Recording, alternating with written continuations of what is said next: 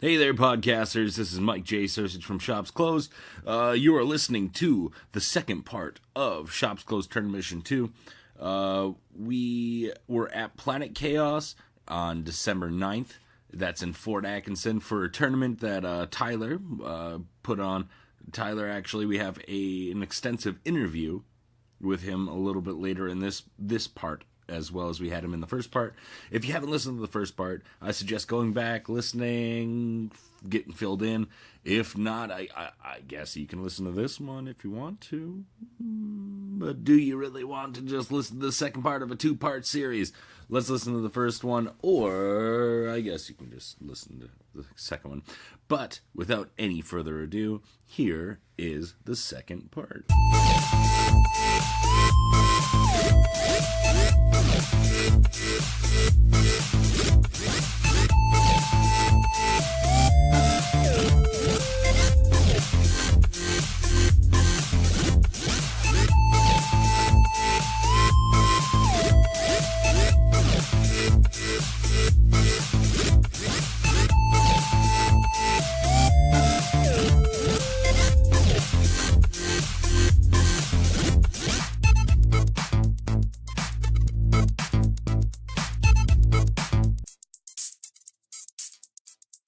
Welcome back, Shops Closed. This is Mike. Hi. Oi. Hi. Oh, What's up? there we go. We got two people who are actually they frequent the shop quite a bit. No, shush. Don't tell people that. Enough. Don't tell people that. Don't spread that rumor. You guys want to give your names, or you want me to give your name? Because I'm not going to. Oh. No, I like introductions, so no. You like introductions? I like to be introduced, because I'm just that important. This is Josh. And that's all you're getting. Oh. I'm kidding. This is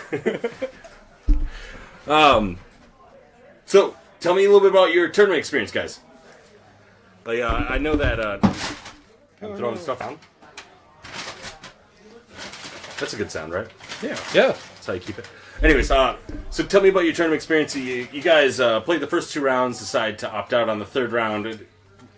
You guys just feel like it just didn't pan out, or what? I mean, kind of like as Tyler was saying, the ITC rules seem to bog everything down. Yeah, they do. And it for points-wise and rules-wise, it's kind of cluttered in the now streamlined 8th edition. Yeah. So, all right, cool, let me keep track of everything that I'm doing, and hopefully I can, pick the right thing, and hopefully I can do everything properly, and maybe get through turn 6 and get the most number of points. Yeah. I think the main thing I'm seeing in the 8th edition the most is a lot of people are winning in turn 2 or 3. Yep. And I think that's what we're seeing in this tournament a lot, is a lot of people just bring stuff to be like, I got the pain, it's just coming in, and I'm going to try to wipe you off the board. I'm not playing objectives, I'm not playing this. Yeah. It is a kill game now more than anything. Yeah, And, most of 8th edition is pretty much just number of shots down range. Yeah, numbers, they kill everything. Yeah. And even if you don't have like an AP, I talked earlier about Grey Knights and how they have their Storm Bolters, and the Storm Bolters just have enough Grey Knights with enough Storm Bolters, and you got at least 5, 6, 7 wounds just because you're throwing so many number of attacks out. But then we also have the elite players who are coming out and just bringing heavy stuff. Which actually... Lehman Russes are scary now. They are. They're cheap and they hit hard. Did they go down from chapter approved as well? Or did they go up? They stayed pretty much They the stayed, same. yeah. There might be a 5-point difference, Yeah. maybe. I know that the Vanquisher went down, but other than that, they pretty much just all stayed the same. It's all stayed the same. I'm excited being an Orc player. Power Claws went from 25 to 13 They went points. down. Yeah. Oh my god, they're now completely viable. I'm like, alright, cool. Now Because spending less points. before you're like, why would I even spend the points on it? That's 12 points I save. That's 2 more boys I That's put on the table. I know and you need the numbers with orcs. You need them. And actually, I was really surprised with your Space Marine army how it didn't. I thought that you were going to actually have more of an impact on your games just because of the characters that you brought and the vehicles that you brought had some pretty heavy weapons. Yeah, they were doing fine until when you get to Aelia Talk on the Craft World for Eldar, where everything is -1 to hit at 12 inches 12 away. inches. And then when you throw the stratagem out there that, hey, well, now you're going to suffer an additional -1 to hit this. Is that a stratagem that costs 2 command points? One command point. Yep. Well, at least they can't get it back like a guard player and be like, oh, I got a 5. Or They do. Oh, they do. There's Autarch. the Autarch is gonna gives special you. rule. Are you freaking kidding me? So No. they're like It's like a Ultramarines. 5-up. You get it back. Did you do yours with your Ultramarines?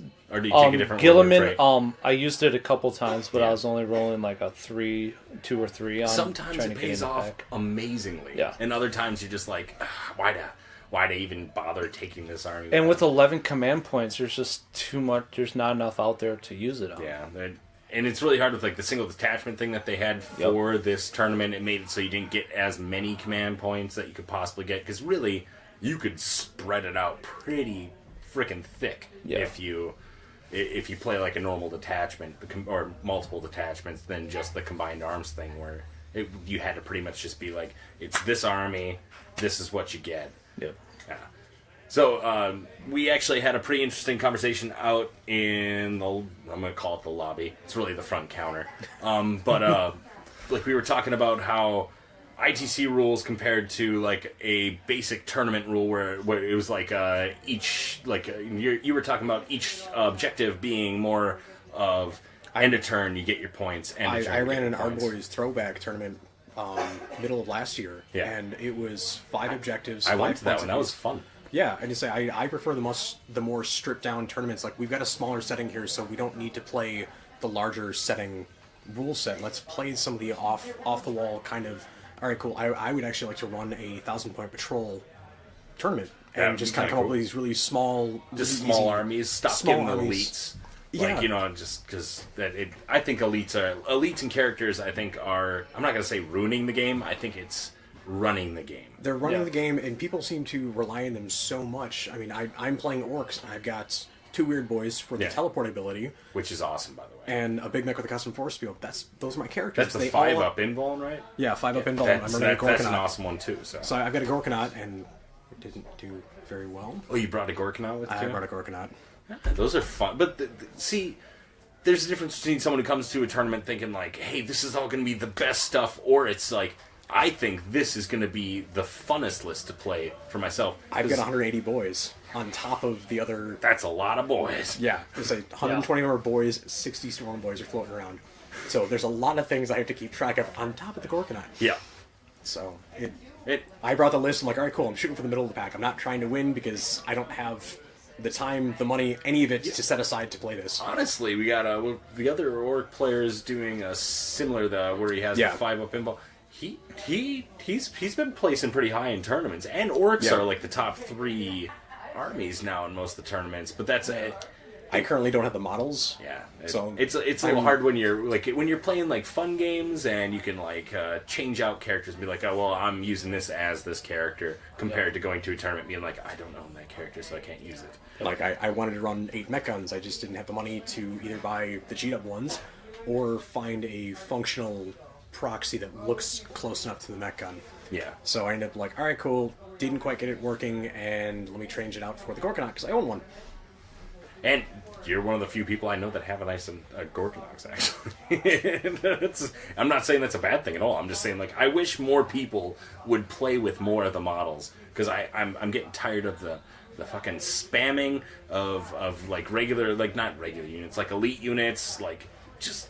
I'm glad Chapter Approved fixed a lot of the stuff, at least short term for right now. Yeah. I guess let's see what happens with the new codex. I was gonna say, let's see when the new codex come out, and I think next December they're coming out with another chapter approved, and then they're doing a fax. What is it? March and what's the other month? They do it 2 times a year now that they're gonna be dropping faxes. In March and August. I would assume 3 and 9. I'm guessing, yeah.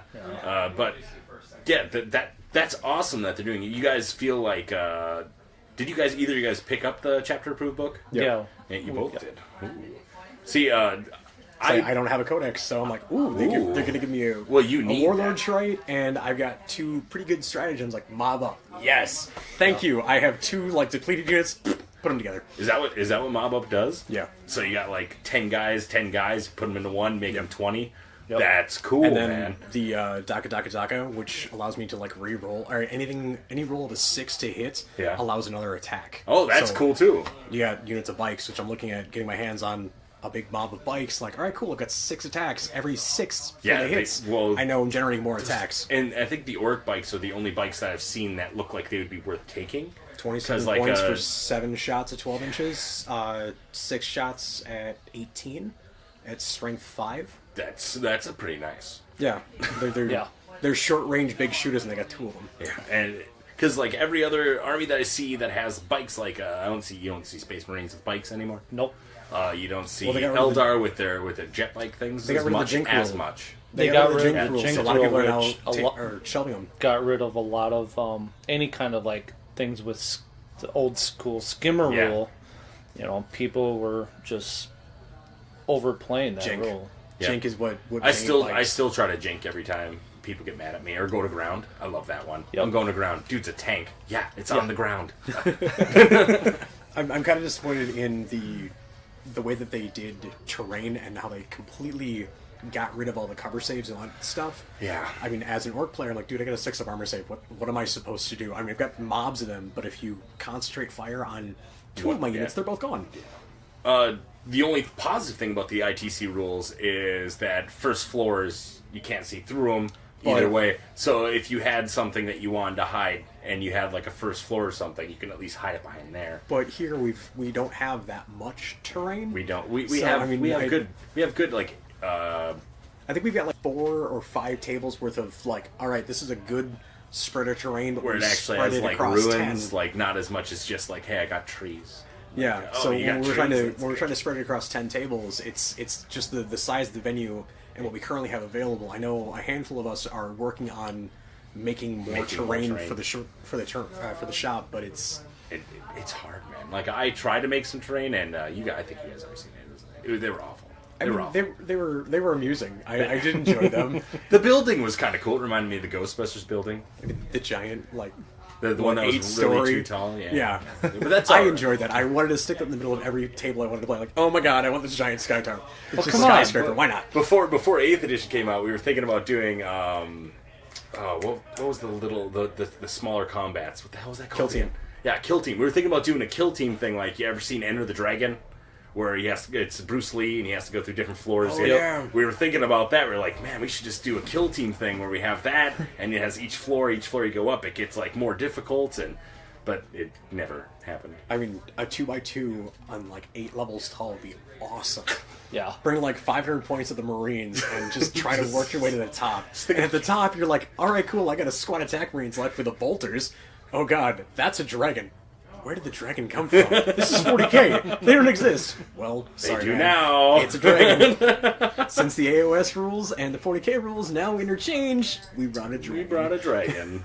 Well, think of cultists, like, or Oh, God. like, oh my god, you just have like, I got a whole. You can't put your units in here. Actually, my cultists took up all the space, so I got like 80 cultists just hanging out in this one floor. Go ahead and move.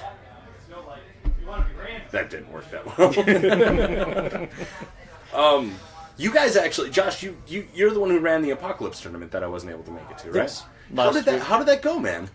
Everyone there enjoyed it. I saw pictures and I tried to post as much as I could about it, but like I had to work, unfortunately. So. Corey was able to bring his Warlord. I literally set it at 250 power. I'm like, oh my god. Corey's complaining he bought the Warlord. He bought the full mana Cory, pool. didn't you buy like 6? I bought one. Oh, you bought one. He you bought a got- mana Then pool. G-Dub gave me another one. So 'Cause of the he mix bought up in order. 5 Yep. and got 10. Yep. So Yeah. he's got a fully painted Warlord that you've played in one other game. 3. Oh, 3 Three. games. Well, Three it's so the far. Warhound, right? No, the Warlord, Oh my which God. is the biggest. The biggest The one. 24 inch one. tall. So that was on the table. What else did you use that in? You just took it against someone who said, "I'll take on the Warhound." A month ago, Madison had a APOC event Oh. up there at Pegasus, and I played up there. How did it play out? Did it seem to like last long or? Depending on what you're fighting against. Yeah. from what I've Depends seen. on what you're fighting at, and depends on the board setup. Okay.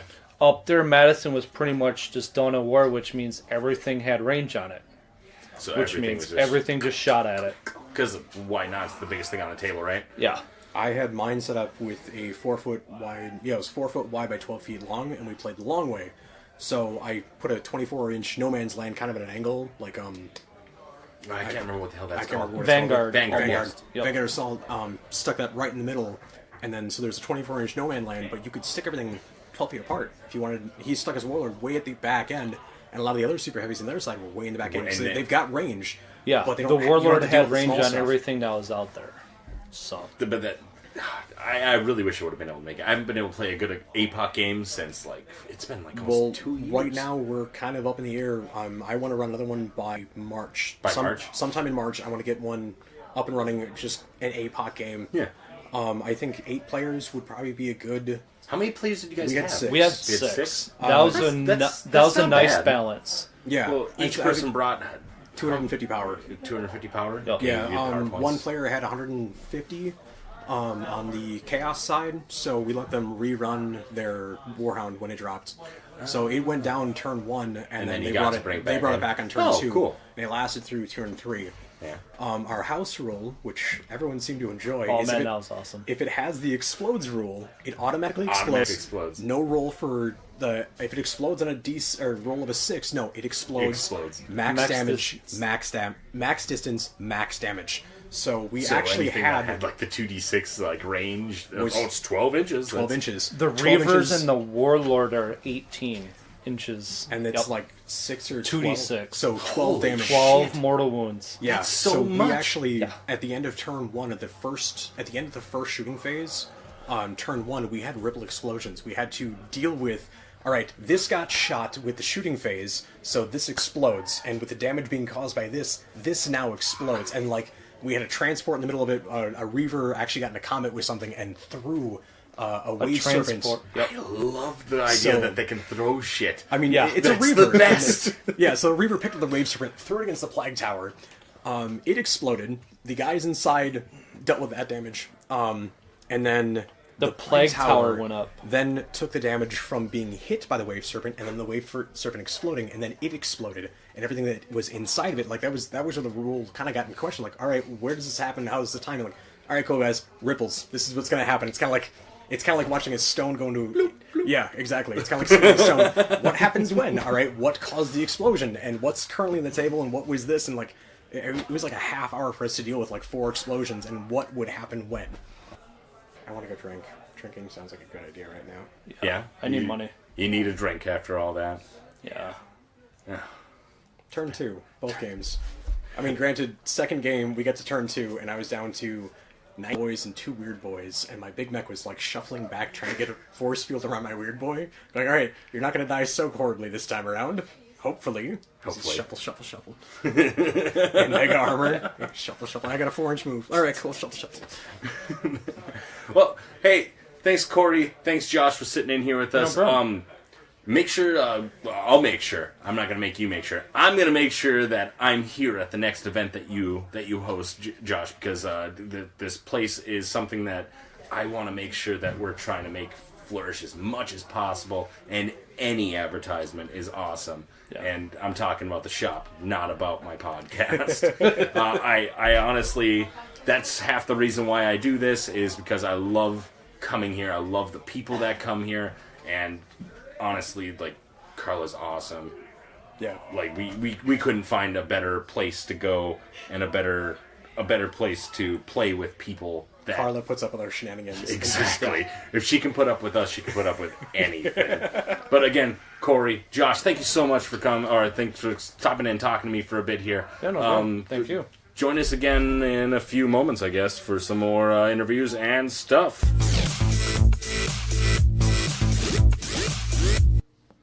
Gotta take this quick break to talk about Warp Charge Gaming. It's a website where we talk about the community of Warhammer. They have battle reps.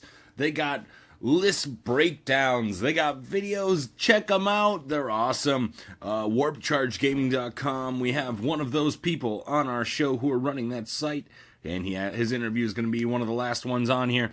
But you should check them out. Find them on Facebook, Warp Charge Gaming. If you can't find them, be friends with us. Find them, follow them, just like I do. Welcome back to Shops Closed Tournament Edition. We're here with Tyler. We are in the midst of round 3 for his tournament. Tyler, tell me a little bit about the rules that you chose for this one, like the actual missions, I should say, not rules. Well, many people are probably very familiar with the ITC champion missions. I like them. I like them a lot. One of the things that I think has been a struggle today, though, is folks are just not finishing games. They're getting to round 3 and 4. And so there's a huge discrepancy between the winners that did win their games but got to turn 3 or 4 and the winners that actually finished all six turns.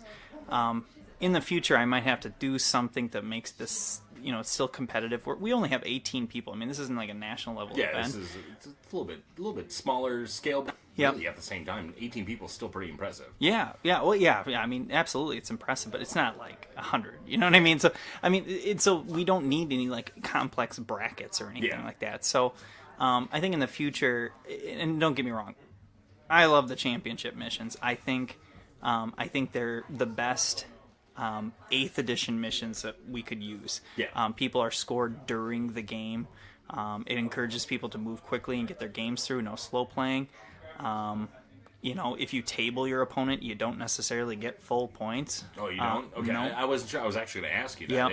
Yep. So when you table someone, you only get a certain amount of points, and the person who gets tabled still gets points then. Yeah, and so basically the basic gist of this, and this is what I really like, is because for years and years in previous editions, I remember the tournament organizer's logic was always, if I have a mission that supports assault armies, I have to have one that supports shooting armies too. Yeah.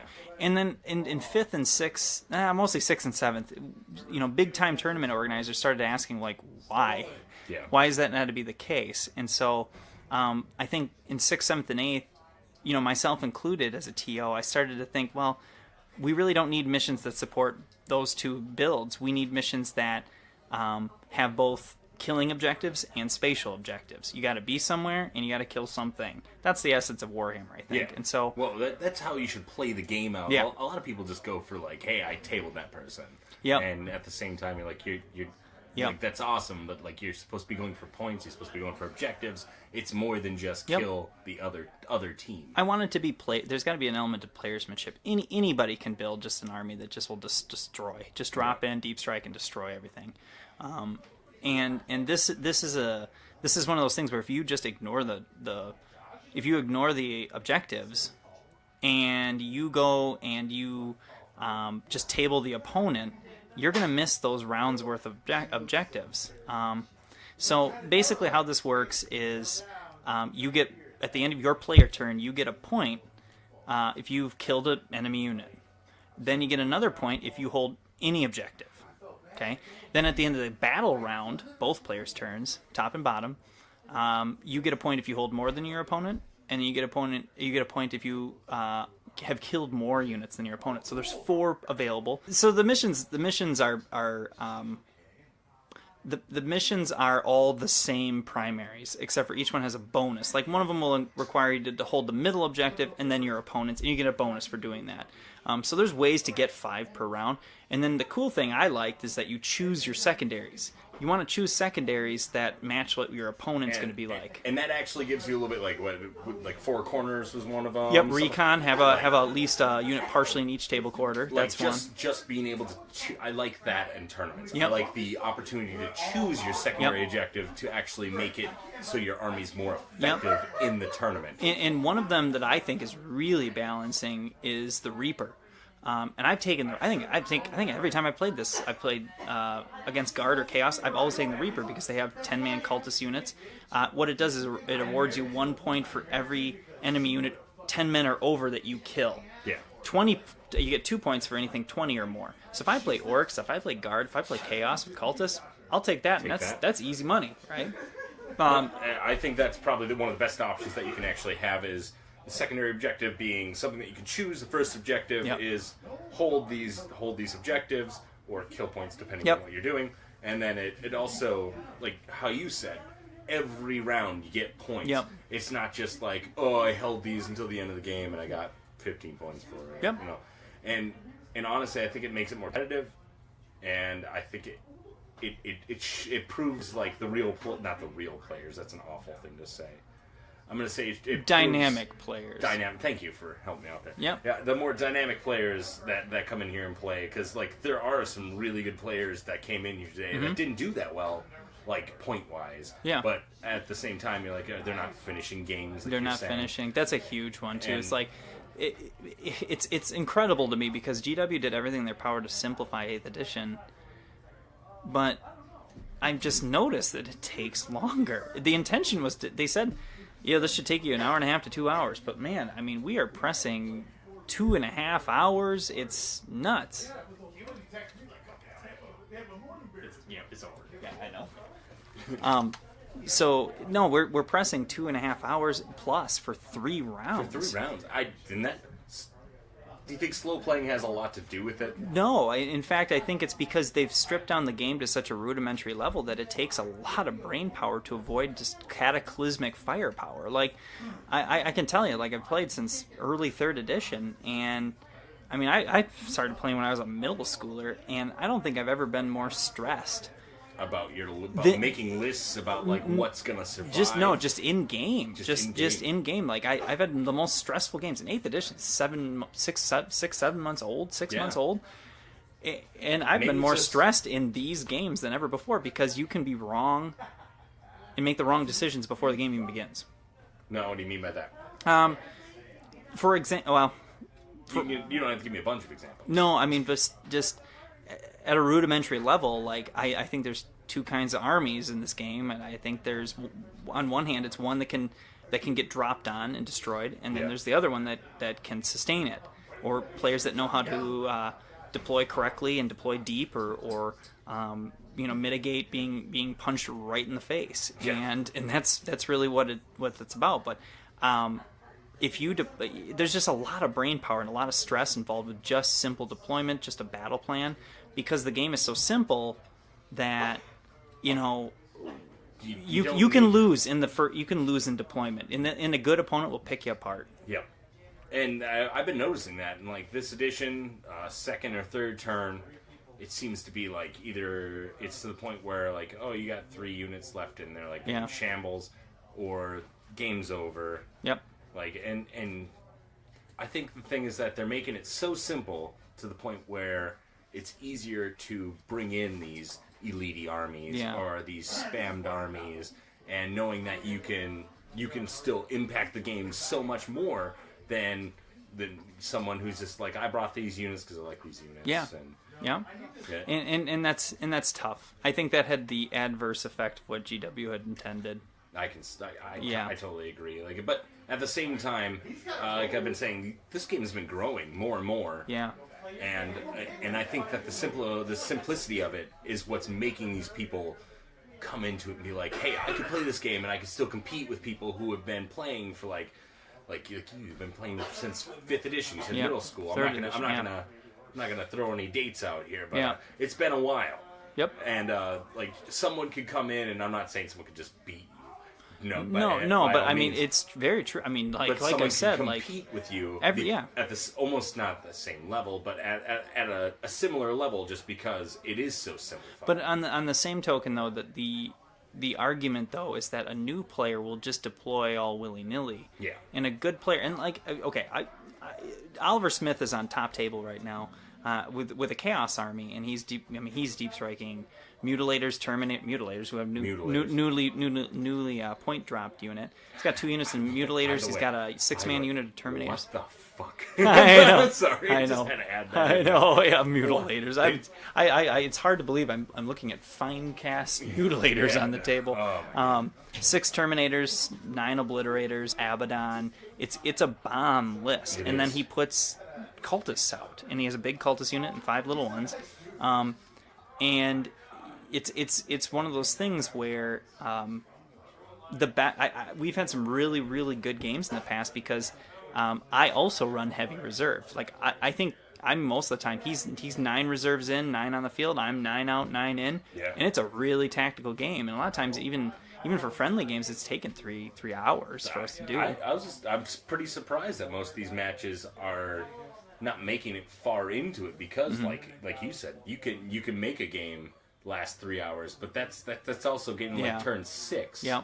So like how we're not getting to turn 5 within 2.5 or 4 is kind of mind blowing sometimes, unless the person gets tabled. Yeah. That's the like, and I don't even think that was the case in most of these No, matches. not at all. It's just simply time. And like I said, I mean, I don't mean to badmouth 8th edition, because like last time I was talking to you, you know, I talked about how GW ignored us like an ignored child for years and years, and now they're interested in making progress with us. But there are a lot of positive things. Like I just feel like, if you're an Imperial player, you've got stuff to work with. If you're more specific than that and you want to work with Blood Angels, you've got some stuff to work with. Chaos can be competitive. Eldar have competitive builds. You have something for everybody. So like before, if people remember, it's like, you know, think about 5th, 6th, 7th edition. There was codexes that just sucked. Yeah, and what Demon? Are you talking about like how long they had to wait for Demon? The Demon Codex in 7th, like wasn't that almost like 4 years? Oh my gosh. Well, I mean, Dark Eldar took forever to get updated, and then and it's just some codexes were released and they were just very clearly a stopgap. There was just not a lot of imagination. There's not a lot of design in it, and that's why I kind of believe that GW's writers just kind of like, you know, Dylan very, very aptly put, they were a model company that just happened to write rules for their models. Yeah, and they did an alright job.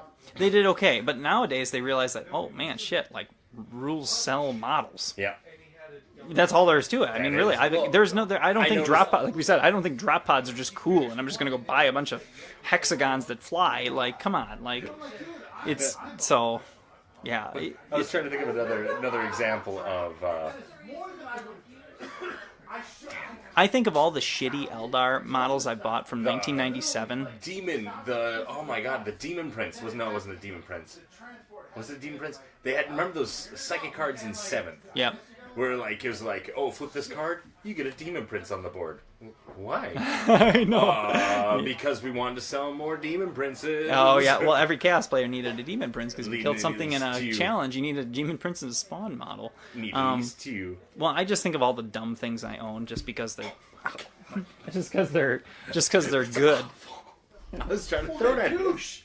I just attacked Tyler with the card. I'm sorry, Tyler. They're just I'm in the middle of talking. No, but it's just like I own like so many shitty models just because they're good. You own so many models. That's true. That's true. If we got into the list of how many models you had, like I bet you have at least a storage bin full. Oh yeah. Oh my god. No, it's nuts. It's like, I think about all the things I bought over the years and stuff. It's just like, I mean, I basically have like the Eldar race plus Space Marines and Chaos Marines. That's pretty much what I own. But I mean, you get to play with all these things, and you actually like even your Necrons, like you play with them. Yeah. Like, and it's awesome to see someone with such versatility in what they play, because like I remember end of 7th edition. I know we keep on going back to 7th edition, but you were coming back with like, I didn't know that. We played a few times, and I'd be like, I don't know what he's going to bring. That's true. He could bring. I think that brings a lot more fun to the game, just like having the models. It's like if you know someone who just plays Grey Knights, like, you know what I mean. Like the game is going to be similar every time for that person because he's only got so many options. But I mean, and it goes back to a fundamental school of the game. I mean, there's really 2 schools of thought in this. Would you rather play the same army over and over and over again and know it inside and out, or would you rather... Hold on, 1 sec. Okay, so, or would you rather own several different armies and play them, consistently week after week and have that variety in your experience? Because let's be honest, when you roll up to somebody in a tournament, and if you know their codex well because you have also played it, there's some strategy to that. I think that's like, knowing your army is only like 40% of the battle. Yep. And actually more than that, probably about like 60. Sure. 60% of the battle. Because like knowing your enemy is like knowing what like Space Marines are a good example for this. Like not knowing that if you deep strike within 12 inches of any infantry unit, you're gonna get Auspex. That is something that if you didn't play Space Marines or you didn't know that, That's gonna fuck you over. Oh yeah, can you imagine doing that? Like deep striking something like a orc mob with the here we go and deep striking immediately next to an aggressor unit. You're gonna be sad freaking orcs. Like One upset orc player. yes, one upset orc I player. could see someone just cussing someone out. Oh my gosh, that'd be so funny. But anyways, and then they get Overwatch when they attempt to charge. Yep. So I mean, yeah, obviously, like you have to good players arm themselves with knowledge, but great players arm themselves with experiences, and that I think is really important. 8th edition's just been a really steep learning curve for a lot of players, and I understand that. And some armies aren't out yet. There's index armies that really struggle with armies that have stratagems. You wonder yourself, why did I take all these command points? Yeah. So I can auto pass a morale check? Like, That's how it felt for me after like the first month of playing Space Marines. Like, Yep. And then the Codex came out. Yeah, I was like, yep. oh, this is nice. And you got some nifty stuff, and I think there's balance in this too. I think some armies have better stratagems than others. I think some armies have better, more overtly powerful choices than others, and I just think it balances out. I'm seeing a lot of repeats of like stratagems and yeah, oh yeah, you're seeing it throughout all of it. So eventually you're gonna know like someone in the Tau army is gonna have this. Someone. Yep. I know Tau is not even a glimmer of shine Tau for Tau may Codex. have like we're seeing repetitions, not in name, but like a really common one now is like if you for one command point rolling 6s in combat generates an extra attack. extra that's one, really yeah, common. that's nice. Eldar have one that they just hate on anything that's not Eldar, and like Chaos Marines have it naturally. With Death of the False Emperor, which is huge, That's by the way. humongous. Well, That it's is a only huge if you're facing an Imperium army. Well, when are you not in face? I mean, that's really the question. When are you not facing Imperials? Nowadays, it feels like Right. you're always facing the Imperium army, unless you're facing Chaos. But it's interesting too. If you're fighting Chaos and Imperial, if you're fighting Imperial, means you're either fighting Chaos or a Xenos army. Most of the time, like if you're charging Chaos Marines into Xenos, you're crushing them mercilessly. yeah. Imperials and other Chaos are really the only things that can like openly stand up against a Chaos Marines Chaos charge. Marine. So I mean, yeah, it's kind of interesting. I mean, it's an interesting dynamic, but yeah, it's been a good day to so far. It's interesting to see some of these missions in work. Like I said, ITC has always had mixed reviews with players. I think that the missions are good because they give you a really good account of the game. If you finish, I think it gives you a really good account of what happened in that game. in the game. Yeah. Yep, it has a better paper trail, I suppose, if you want to call it that. But it's interesting. There is just an interesting dynamic to things, for me, when I write missions, there has to be something happening during the game. It can't just be like, oh, let's wait till turn 6 and find out who won. Well, because then you're just playing like grab ass for a while. Yeah. And just hoping that, okay, well, at the end of the game, I just have to be here and here. So until then, I'm just gonna hang out over here. And I do have a question for you. Sure. Now you did chapter approve. Yep. For this, but why not the Blood Angels? Just not out long chapter proof came out last week. Yeah, that's why it just. That's what I was gonna say. Is it just because it just came out today? Is that? And I had to, just because players just. I can get away with a week, but the day of means nobody's seen it before. And the Blood Angels players would be sitting there, even though they probably read the rumors and stuff, but they're actually like playing it out and trying to figure out what's going on. Like I couldn't allow it just today.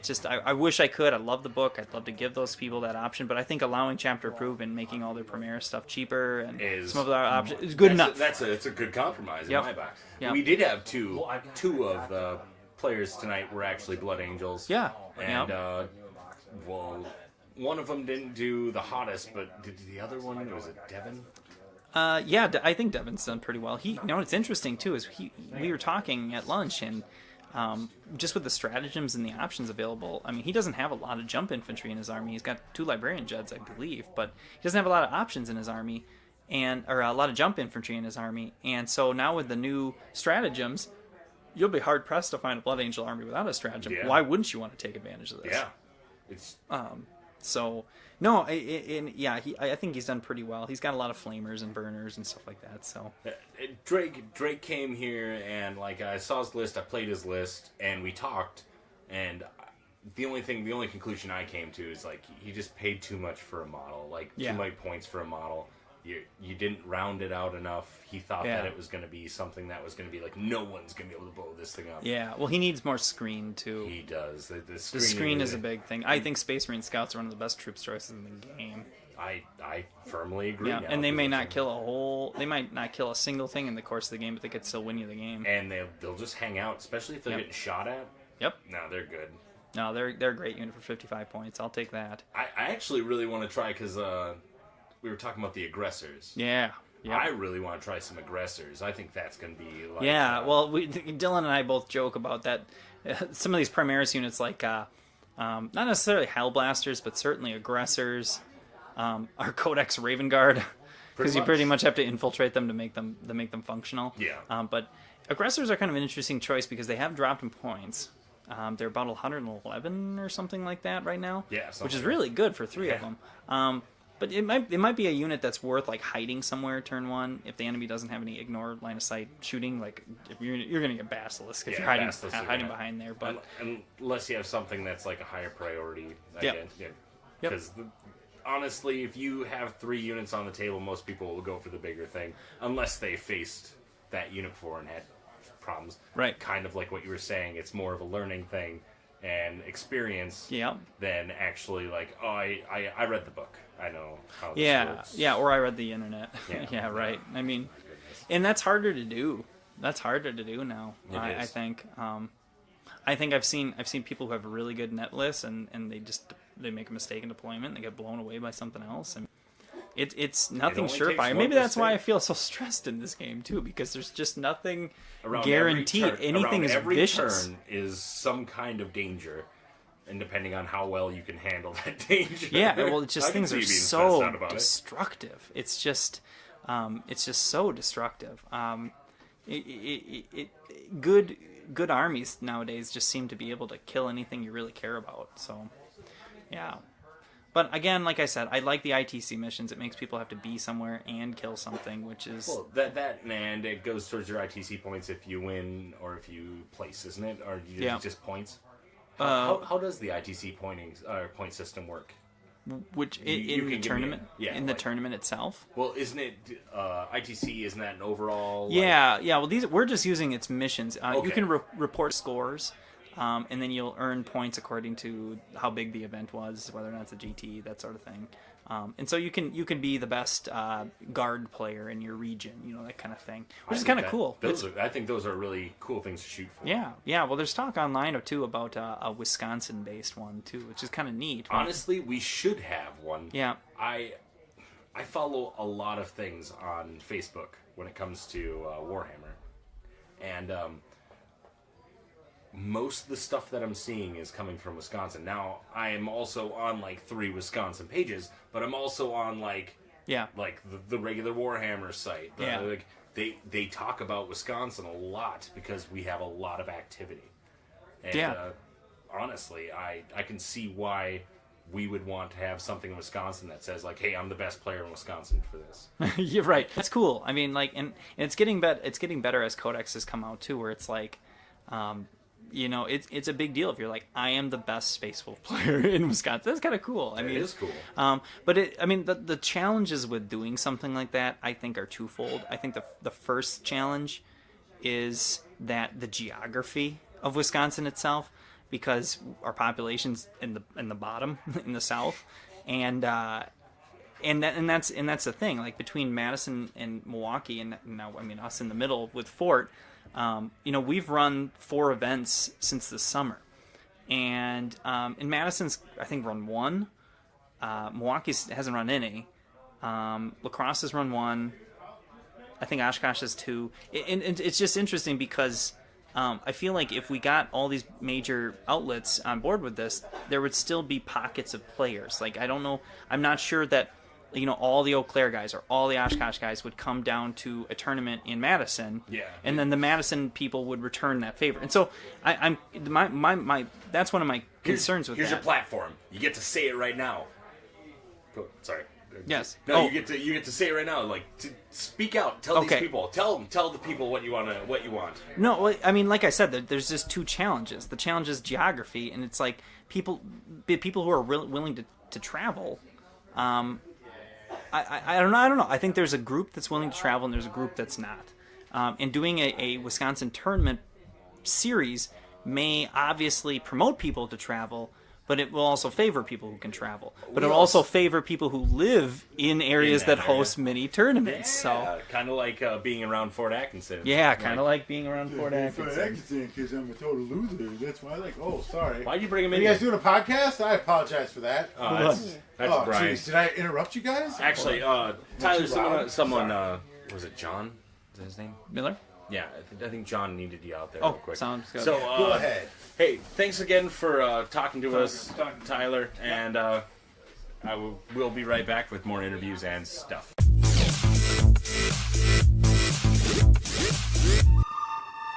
That's right. We got a tournament coming up called The Good, The Bad, The Ugly, February 17th. $40 entry. You need any more information? Look us up on Facebook. We have it linked straight to our site. Check it out. Welcome to Shops Closed Tournament. We're actually here with James, a man who I've actually mentioned on many of the other episodes. I think I mentioned you on at least 3 episodes. That's pretty like awesome. you individually, where I called you like what were the words? I'm sure they're bad words. Oh, they were not great. But yet again, at the end of it, I was just like, you're my buddy. Yeah, it is. Most of it's true. Well, James actually got to play in the tournament here today at Fort Atkinson. Before we go into something else that I actually want to talk to you about, tell me a little bit about your tournament experience. What do you think? Today, it's been fun. A lot of fun. My first game, it looked like it was going to be pretty close, and then I pulled away. Second game looked like I was going to pull away, and I lost. And then my third game, my opponent gave up after the first turn. After the first turn? Yeah, he got to go first, shot at me a bunch, did 1 wound on 1 model. And then I killed 2 units of his, and I was in position to kill like 4 more. And he was just like, Yeah, tapping out. he's just like, I don't know what Tap I'm going to out. do, just take max points. And I was like, if that's really how you feel. That's crazy. Like, you would not even, like, give it, like, a Oh, a he got to fighting go chance. first. I mean, That's 1 turn. He was like- just so demoralized after like I- not being able to do anything. I think the problem with this edition is that people, if they aren't making it in the first 2 turns, they give up. Oh, definitely. Like, if they're like, I didn't crush him in the first 2 turns, my game's shot. And really, at the same time, you're like, no, you got, like, how many more? There's minimum of 5 rounds, right? Isn't it 5 rounds? And then you 6. roll 6? Sorry, I don't even know my own rules. Rules of the game that I talk about and play all the time, apparently. But, so, what do you think of the missions? Like, do you think they were pretty, like, I like the secondary parts of the missions, personally. Yeah, I definitely like the ITC 2018, like secondaries, primaries, all that. It's really nice. When I built this list, I was not planning on playing the ITC like missions. Yeah. I thought we were playing the combined arms missions, so I was a little thrown off there. Yeah. But it's fine. I mean, I would just kind of moved a couple dudes around just to deny some points. Yeah. But other than that, I really like them. I mean, The You're freedom always of doing choice. something. The freedom of choice for your secondary mission is what I just enjoyed about the setup of the tournament, because whether you're a shooty army, you're an assaulty army, they give you options to actually try to make points up for the lack of primary objectives if you aren't getting primary objectives, kind of thing. yeah, definitely. It always gives you something to do. Like, if you're losing, you might not be wanting to kill a unit, get across the field. Yeah. I love the fact that you can, like, pick an old school or kill something or move something here. And it's just like, oh, man, I've got to get this wrong list. But if you're smart, you can pick the right secondaries. You and- can still make some buko points. Yep. I really like the word buko. Buko? Yeah. Kind of sounds like Bukaki. Bukkake is something that we don't talk about on this show, but we can start after this next week. Oh, man, I should not be on the show right now. Well, now you're the main cause of the Bukkake talk, so you have Okay. to be here. In fact, I expect you to be here on Thursday when we record our next show. You better be here and talking about Bukkake. I'll try. I mean, it is like an hour and 15-minute drive. To Yeah, get it here. is a long drive for you. That's actually another thing I wanted to say is that we had a lot of people come here from, like, what I think we had. I know We're in we had some Illinois. In Northern Illinois, we had Oconomowoc, right? Was that the other one? Oconomowoc was. I'm not entirely sure. I know we had some of the Fox Valley guys, We the got LAX guys. We got came Fox. That's Josh Preston over there talking with us too. Just making sure they know who's talking. Yeah, that's some dude in the background. Don't mind him. But I actually did want to, since I got this opportunity to talk to you, we promote a site that you are deeply involved in called Warp Charge Gaming, and I actually kind of wanted to get a little talk about that. Just where are you guys heading with this? Dude, it is like the brainchild of a couple buddies. My best friend growing up, going through like middle school, high school, is Matt Simon, and he lived out in Virginia for a while I lived in Washington State. And when I moved back, he moved back, like kind of just separate things. But he was, hey, I play this game now. I was like, man, you're a nerd. I would have never played 40K before. And then he's like, can you paint these for me? And you're like, yeah. Yeah, that's kind of it. It's like, I have a background in art. I mean, I used to be a tattoo artist, so I always loved dicking around with some stuff, creating, painting. So he's like, hey, paint these Necrons for me. I'm like, cool, Terminators. Like, that's all I thought of was the movie. Because that's what they look like. It's Yeah. just like Terminators, Rise of the Machine. Yeah, so I started painting them. He wanted me to play, so we set up some beer cans, some like frisbee golf frisbees, and he taught me the game. And then I was like, that's kind of cool. I can kind of see it's like Risk, like a lot of thought and mentalness to it. So started looking at different armies. Yeah. And Khorne Demonkin had a calling to me. I'm actually kind of shocked that you didn't play him today. Well, to be honest. I started with Khorne, like Demonkin as like Yeah. an army. So with the start of 8th, they took away my army. I mean, for 2017, I was a top Khorne Demonkin player in ITC. Yeah. And they completely killed my faction. So that was kind of a bummer. So Hey, think of it this way. You went out on top. I did go out on top. I did go out on top. There's never going to be another Demonkin of Khorne. No. That's going to be the best player. Yeah, so I'm trying to find my army. I was thinking Death Guard, but Alpha Legion have a calling to me with being able to infiltrate some berserkers. And just an awesome freaking ability in its own. Oh, yeah. I mean, I tell new players, I'm like, all right, cool. Look at the armies. What do you want to play? Yeah. Don't look at the rules. Don't look at everything else. You can make something that wins by just playing what you want to play. Yes. Really? If you want to play it, you're going to play so much better. You're going to read into the rules, the background, a lot of other fun stuff. Like, all of a sudden, this army's more competitive than what actually, like, what the meta is right now. Like, I think Guard right now is... Guard.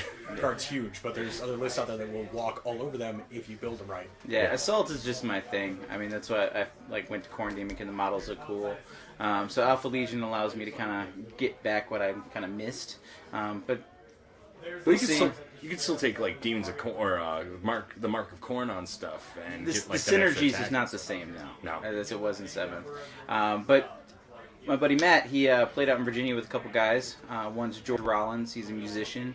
And this man, I visited him one time, and he's got a room bigger than this room with more models in it. Yeah. I mean, he's only. And we're been actually in the model room for Fort Atkinson's Planet Chaos, where they sell all their Warhammer gear. Yeah, he's got probably close to like 100K in armies. Like it's crazy. and that's in like 5 years. Like this guy just like fell in love, and he's actually where we film all of our ballot raps is at his home. He's got a studio upstairs that he put together, invested like $7,000 into putting the studio together. And it looks awesome. If you haven't seen their videos, we have links all over our site, all over our Facebook. Yeah, To Warp Charge. We give a shout out to the Shops Closed podcast. Yeah, they do. But yeah, he wanted to start it and didn't kind of know where to go, so he reached out to me because I did graphic design, website stuff. I do all his commission painting, so I'm actually doing a 3,000 point Space Wolf army for him. The Space Wolves. You actually showed me some of the pictures of that. They look beautiful. Yeah, I'm actually recording everything I'm doing to do tutorials, so anyone nice. that likes the way they look, I'm obviously going to put out materials so you can know how to paint it that way. That's awesome. Yeah. Our whole goal is to get me set up how he's set up over there, so I can record paint streaming instead of just offering bat reps. You want to also teach in the hobby aspect. That's kind of where I shine. Even though I was #1 Khorne Demonkin player.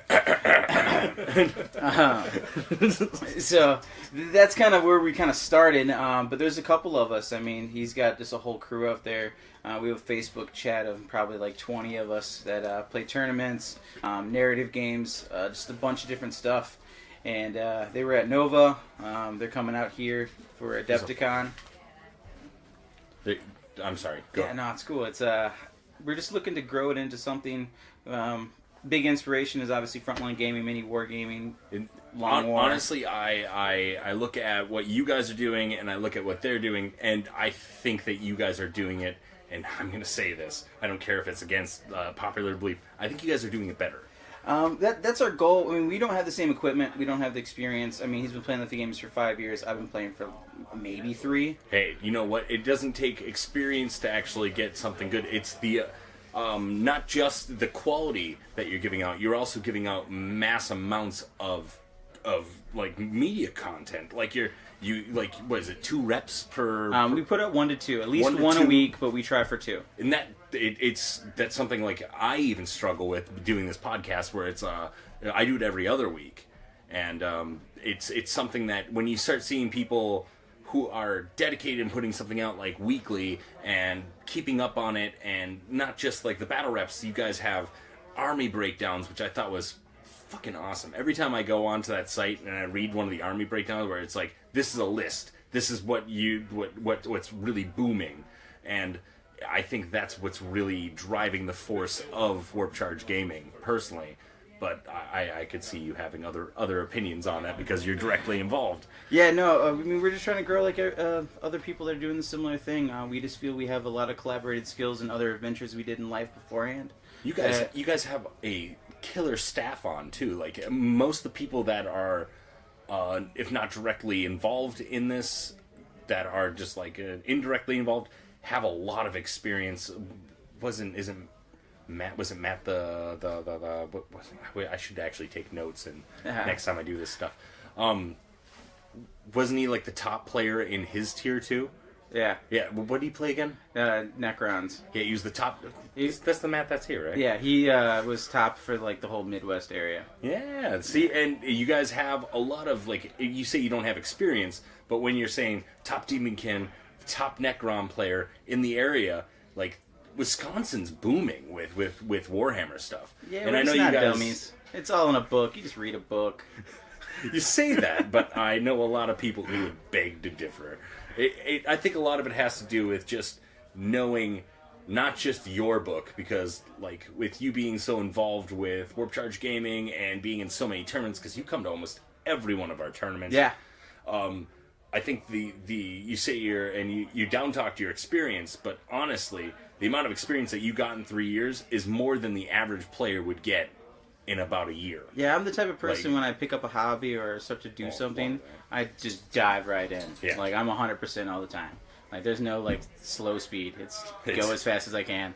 And one thing that we're really excited about coming out with soon is we're doing painted model giveaways that I painted out. We're going to be doing one every other month. Sometimes there are going to be a couple different models. Sometimes be more than one winner. We have a Gilliman and a 2016 Imperial Space Marine that's all painted up. They're going to be giving away. We're just trying to get out the logistics. We're going to do $1 a ticket, but we want to find a way that we can give like free entries. Like if you subscribe to our YouTube channel, you might win a model. Yeah. But it's just the back end. It's kind of hard to figure that out because we have ways to doing it, but it's going to set it up as like 2 different drawings, and we can't have 2 the same model going out. Dicks. Right? Woo! Everybody! Yeah. All right. Yeah, so that's one thing Thanks, we're really Brian. excited about is the model giveaway, because if we want people to support us, and one way you can support us is just by getting a raffle ticket into a model giveaway, or if you want to like subscribe or just donate to us, because that's all it is. We'll put out better content as soon as we have better material. That's all it is. I feel your pain on that one because honestly, if I was looking for, I was thinking about starting a Kickstarter or something like that just to try to get a little bit of money coming in because, honestly, I got a job.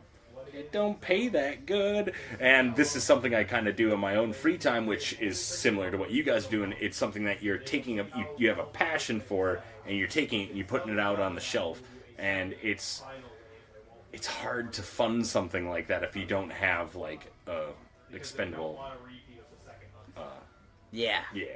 The monies. The monies. The monies, because like ducats, I like to call this is them. already a very expensive and I'm gonna keep calling it a sport. It's a sport to me. Yeah. This is a very expensive thing, like a very golf is a expensive game. sport. Dropping his key line again. Yeah, you like that? It is a sport. We're It's just a getting- sport. It's a sport as much as pool is a sport. Pool is a sport. Yes. Golf is a sport. Golf is a or sport. Knitting. More like knitting, yes. And all of those Sick. things Sure. include drinking with those sports. Underground Absolutely.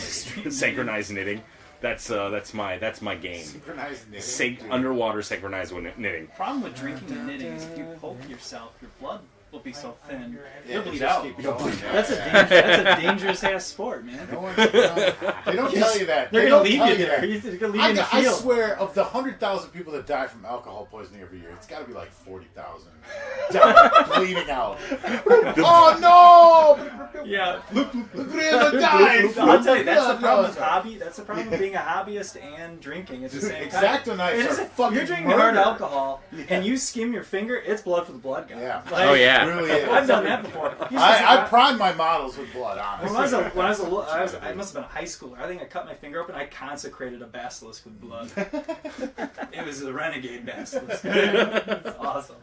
All these guys with years and years of experience. Oh my god, and so many. Old and dying soon. Yeah, well, we can only hope that Brian doesn't die.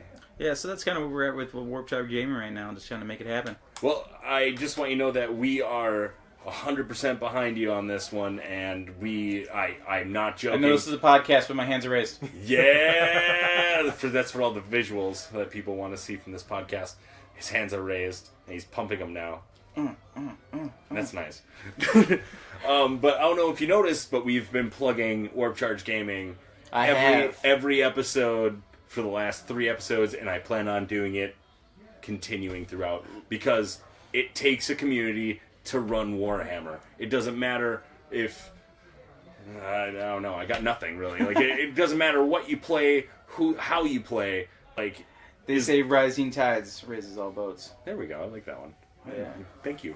Get my back on that one. Gotcha. No, I'm with you, man. It's all about the community. Right now, we only shout you guys out, but as we kind of get entangled into other people doing similar ventures, I mean, we want to support everybody. Well, I actually I even try to support like the other podcasts that do Warhammer stuff, even though they're competition, and I put competition in quotations because we really don't register on most radars. But I still support every podcast that I've like the Long War. I listen to it. I listened to someone was telling me about the Mob. I think it was called the Mob, is like a thing from Alaska. I think is what it was. But they talk a lot about like the lore and stuff like that. There's another one I go to. What the frick is the other one? I listen to Forge the Narrative, Yep. Independent Characters. I actually haven't heard that one yet. Oh, it's good. Yeah, so there's a lot of really good podcasts out there about it, and it's not just the podcasts, it's the people and the tournaments and how we can all come together and actually make this. Because like Tyler, earlier in this, when I was talking to him earlier, he was talking about Wisconsin's trying to make its own like ITC kind of thing where you're the best guard player in Wisconsin kind of Now, thing. since I'm in Illinois, can I contend? See, I think that if you come and play in Wisconsin, why not?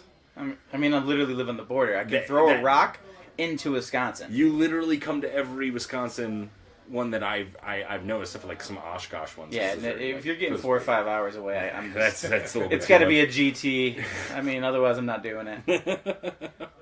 Well, thanks so much, James, for coming in here and talking to me about I appreciate this it, stuff. man. And I hope for your continued success in Warp Charge Gaming. Dude, even if we're not successful, I'm going to continue. You better. And then we're going to be successful. This is how it works. If you fail once, try it again. If you fail again, try again. If you fail 3 times, try again. If you fail 4 times, That's kind of how I approach life. I mean, that's... one more time, try it again. Yeah, that's just it, man. If you love it, just keep going. If you love it, let it go. I keep pumping until the nut's out. Back to the bukkake. That's a good round robin. I love it. I love it. And that concludes this edition of Shops Closed Tournament Edition. We had one before, but I'm gonna make this a special. Specials are going to be the tournament editions for you guys. And some more good news, something else that's pretty special. We got 3 episodes that are going to be posted in the next week and a half, including the first 2 parts of this. So you can take that, shove it in your stocking. And if you're not Christian, I guess just take it and enjoy it, huh? We're not biased here. We're just fun-loving people. Anyways, thank you so much for everyone who came and participated. Thanks for Tyler for running the tournament. Thanks for Carla for hosting. And that is it. So thanks for listening. And just a quick reminder, this was Shops Closed.